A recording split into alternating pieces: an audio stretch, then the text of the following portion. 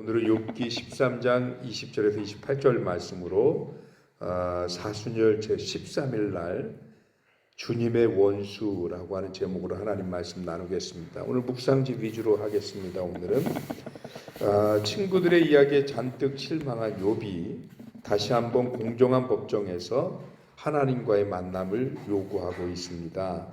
그래서 뭐라고 얘기를 하냐면 3절에 보니까 참으로 나는 전능자에게 말씀하려 하며 하나님과 변론하려 하노라 라고 얘기를 합니다.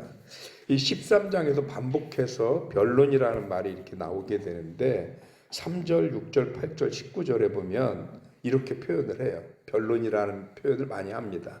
다시 말씀드리지만 이게 지금 법정에서 하나님을 변호할 셈이냐, 하나님과 변호하려고 논쟁할 셈이냐 이렇게 얘기하는 이런 표현이 계속 등장하면서 법정 문학 장르로 기록된 이 욥기는 문학 작품이다 하는 것을 보여주는 장면입니다.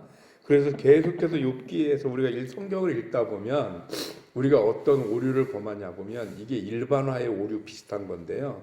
이게 분명히 문학 작품이라고 말씀을 드렸는데도 읽다가 아니 사람이 하나님한테 어떻게 이럴 수 있어? 내지는 하나님이 어떻게 하나님을 믿는 사람한테 이럴 수 있어? 이런 자꾸 우리가 생각을 한단 말이에요. 그래서 이게 하나님이 보이신 게 아니고 사람이 하나님을 대변해서 만들어낸 문학 작품이고 또 사람이 욥의 입장을 그 죄의 논리 또는 의의 논리를 대변하기 위해서 만들어낸 문학 작품이라 창작이란 말이에요. 그러니까 그걸 좀 염두에 두셨으면 좋겠습니다. 그래서 여기서 하는 예를 들어 하나님이 뭘 하셨다 말씀하셨다 이것도 진짜 하나님이 말씀하신 게 아니라 하나님의 역할을 하기 위해서 문학 작품으로 썼다라는 거예요.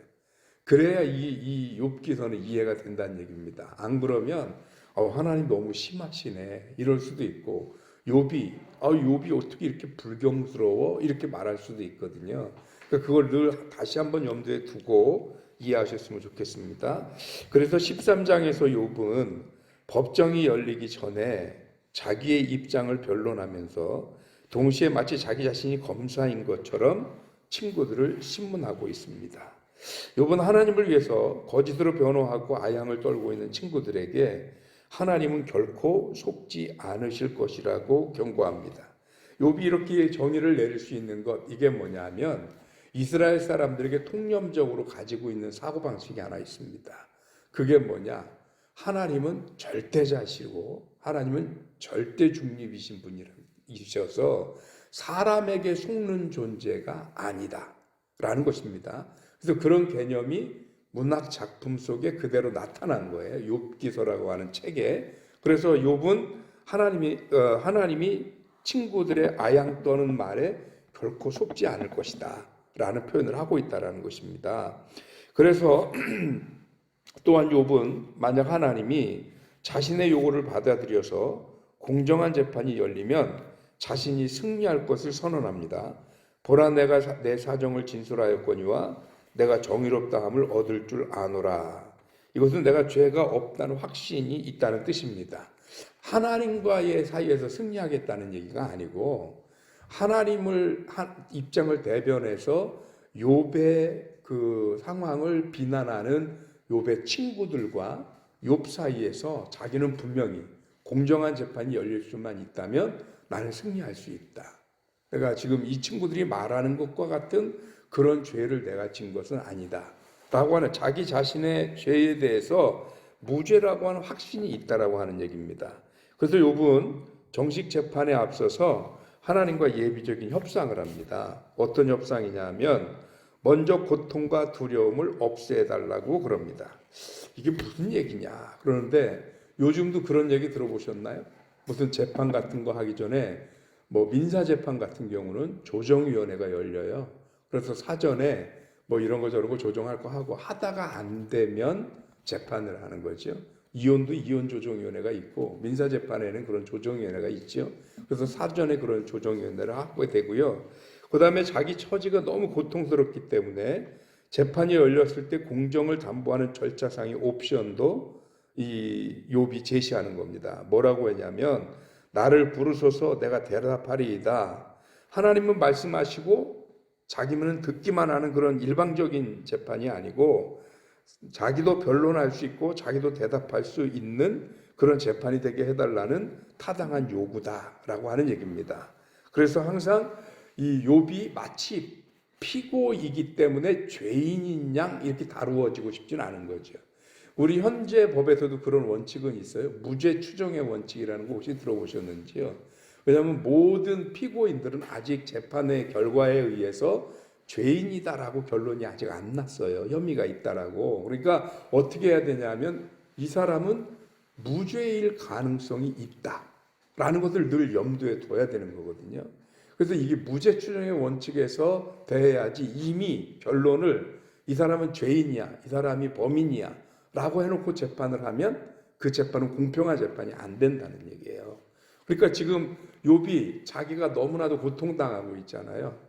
지금 뭐 재산이 다 없어지고 자식이 다 죽고 온몸에 병이 들고, 그럼 이런 상태로 지금 내가 만약에 재판에 임하게 된다면 이건 불공정한 재판이다. 이미 무죄 추정의 원칙에서 어긋난다. 왜냐하면 죄인 취급을 이미 받았잖아요. 몸에 병이 나고 뭐 이런저런 고난을 당하는 것으로. 그러니까 욥이 내게서 이런 고난을 좀 없애주시고 고통을 없애주시고 두려움을 없애주시고 이제 공정한 재판을 받게 해 주십시오라고 하는 청원인 겁니다.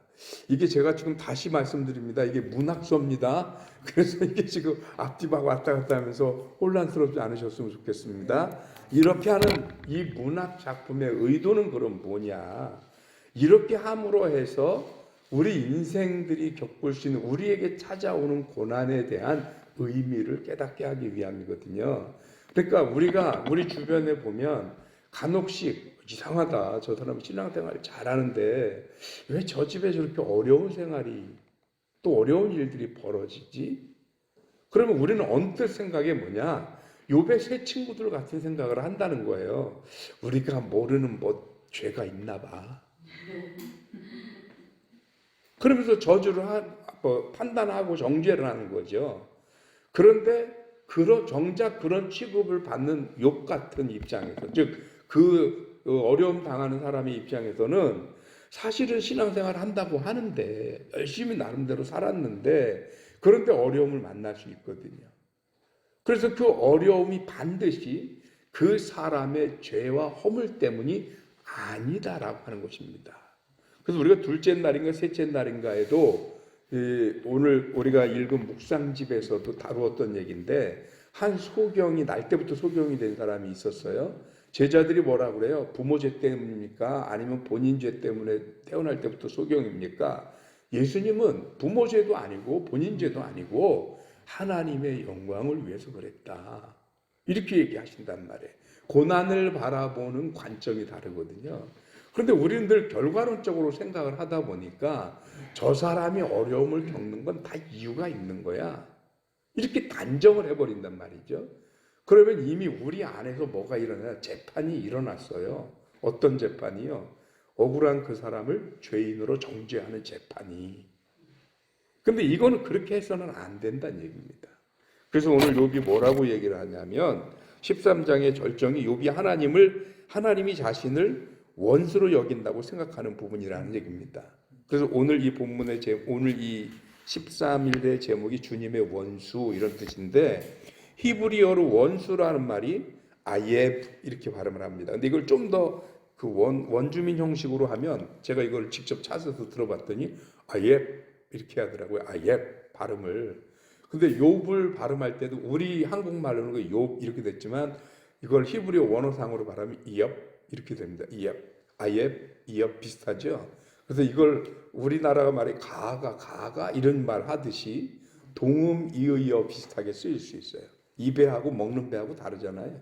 근데 읽기는 배로 읽잖아요. 그렇게 비슷하게 들려지는데, 그런 식으로 약간 해학적으로 욥이 자신이 지금 아주 처한 끔찍한 그런 고통을 이런 동음 이의어를 사용해서 풍자적으로 표현하고 있는 겁니다. 그래서 하나님이 자신을 둘러쌀 뿐만 아니라 하나님이 자신의 원수가 되었다고 절규를 하고 있는 건데, 다시 말씀드립니다. 문학작품입니다. 그래서 이런 비유와 은유가 많이 사용되어졌습니다. 그래서 하나님이 나랑 원수가 되어졌다라는 얘기는 하나님이 나를 미워한다, 원수가 됐다가 아니라 나의 반대편에 서 계신다. 이런 개념으로 설명을 하는데, 문제는 자기 자신이 처한 상황이 너무나 고통스럽다 보니까 그래서 하나님과 원수된 사람인 양 그렇게 말을 표현을 하고 있는 거지, 실질적인 관계 속에서 원수라는 개념은 없습니다.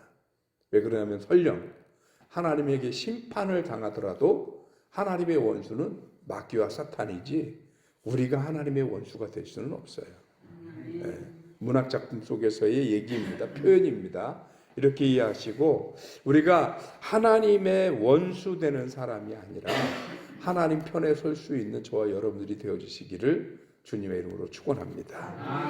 그래서 모쪼록 우리들이 하나님 앞에 오늘 욥처럼 너무 고난스러우고 고통스러워 당하는 사람들을 볼 때 너무 쉽사리 그 사람이 그런 고통을 당하는 원인이 자기 죄 때문이다라고 우리가 먼저 재판하는 일 없이 오히려 그들을 위해 기도할 수 있는 저와 여러분들이 되어지시기를 주님의 이름으로 축원합니다. 기도하겠습니다. 하나님 고맙습니다.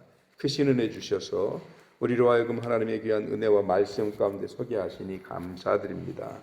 무엇보다도 혹시 우리들이 신앙생활하면서 누군가 주변에서 어려움과 고통을 겪는 이들이 있을 때 우리가 알지 못하는 죄 때문에 그럴 것이라고 미리 짐작하거나 정죄하지 않게 하여 주옵소서.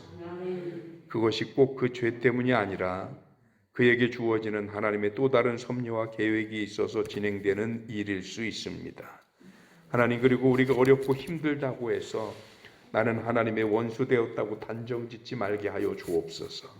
때때로 하나님의 인도하심이 내 작은 소견으로 이해될 수 없지만 그러나 그 일 가운데 함께 하시는 하나님의 섭리가 있으심을 기대하는 주의 종들이 되게 하여 주옵소서. 이 아침 월상 예배를 맞이해서 귀한 헌금 드린 손길들이 있습니다. 유분순 권사님, 박순호 사모님 드린 연금 받으시고 하나님께서 영광 받으시며 저들의 그 기도에 주님의 크신 은혜로 응답하여 주시기를 간절히 바라고 우리 주님 예수 그리스도 이름으로 기도하옵나이다. 아멘.